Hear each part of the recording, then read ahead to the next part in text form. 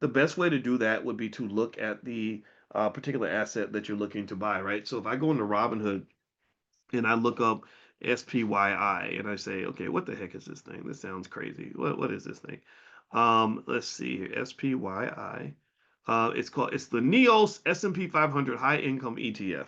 So what does it say? It says SPYI aims for tax efficient and high monthly income by actively investing in stocks and options on the S&P 500 index.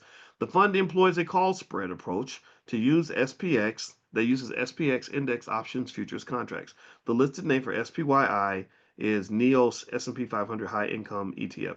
So then what you can do is you can look at their top 10 holdings. Their top holdings are Nvidia, Microsoft, Apple, Amazon, Meta, Broadcom, Alphabet, Tesla, Berkshire Hathaway, and Alphabet Class C, which doesn't have vote. I think Class A has voting rights, and then Class C does not. I think the one with it's like the ticker symbol for Google is GOOG or GOOGL, and I think the one with the L is the one that has the voting rights. I think it could be the other way around. What else? I imagine that it sounds to me like maybe they're selling covered calls and things like that. Which selling of covered calls, what that does is that can kind of mute your ROI a little bit because it's a conservative strategy. And I'm looking here to see if there's like a okay, there's like a yield, a 30-day yield of 0.62%. So there's a little bit of a dividend yield there that comes from the selling the covered calls.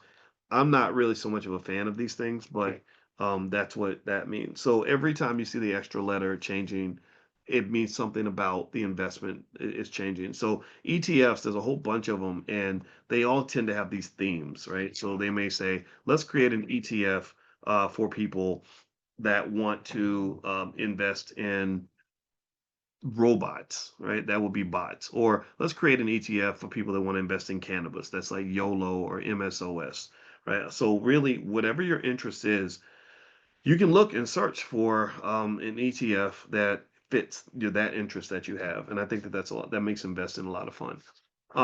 Let's see here.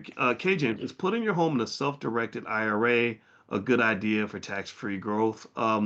Okay, so self-directed IRAs, basically opportunities for you to engage in tax-efficient growth or tax-deferred investing. There are different rules for things like self-directed IRAs.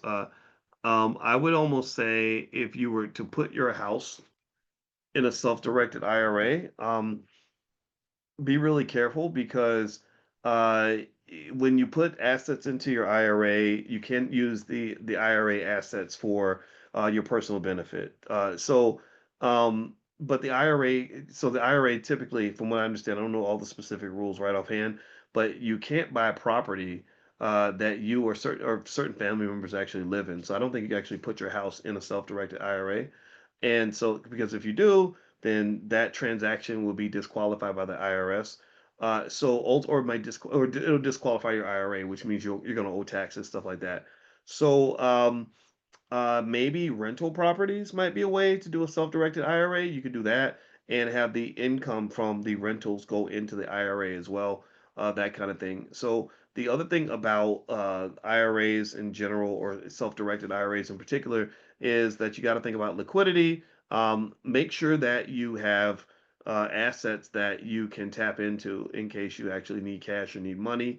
Also, if you engage in any of the tax deferred retirement plans, make sure you know the rules. Make sure you talk to an accountant that can make sure that you're following all the rules. But I think that using the tax deferment aspect of these investments is a smart way to invest because the IRS wants to take a big chunk of your money. We know these things.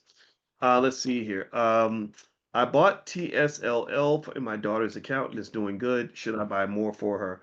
I mean, I own TSLL, that's Tesla on steroids.